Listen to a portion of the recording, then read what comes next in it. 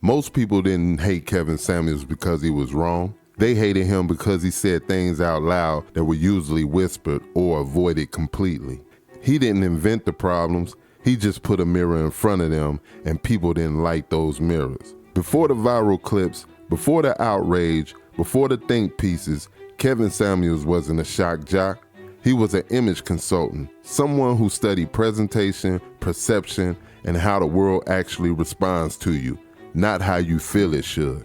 That matters, because his entire philosophy came from one place. Reality doesn't care about your intentions, it responds to your value, and that idea alone was enough to shake the room. Kevin Samuels didn't go viral because he was yelling. He went viral because the timing was perfect.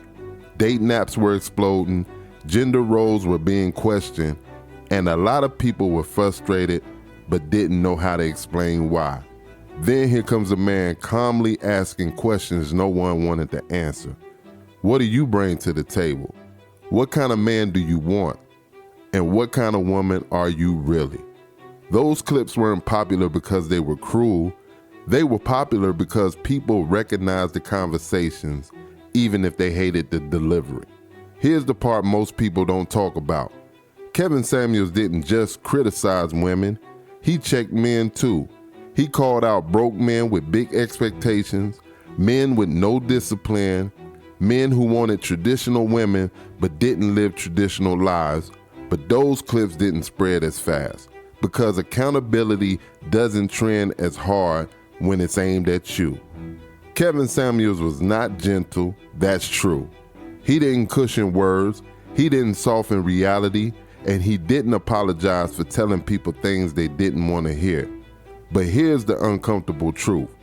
Most people weren't mad at what he said, they were mad at who he said it to and how public it became.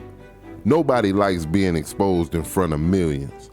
The internet doesn't reward nuance, it rewards clips. A 2-minute moment will always beat a 2-hour conversation. So Kevin Samuels became a symbol, not a person. To some, he was a truth teller, to others, he was a villain.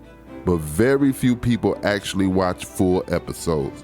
They judge the man's entire philosophy off of reaction videos, stitches, and outraged thumbnails. And once that happens, the narrative is already written. The backlash was inevitable. Anytime someone challenges comfort, anytime someone questions entitlement, and anytime someone says you might need to improve yourself first, they become the enemy. Kevin Samuels didn't fail because people disagreed with him.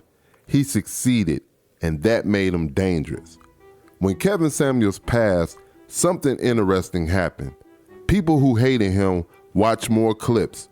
People who mocked him quoted him, and people who ignored him suddenly debated his impact. Because even in death, the conversation didn't stop. That tells you everything. You don't have to like Kevin Samuels. You don't have to agree with his tone, his style, or his approach. But pretending he didn't tap into something real, pretending those conversations didn't already exist, that's dishonest. Kevin Samuels didn't create the discomfort, he just refused to lie about it.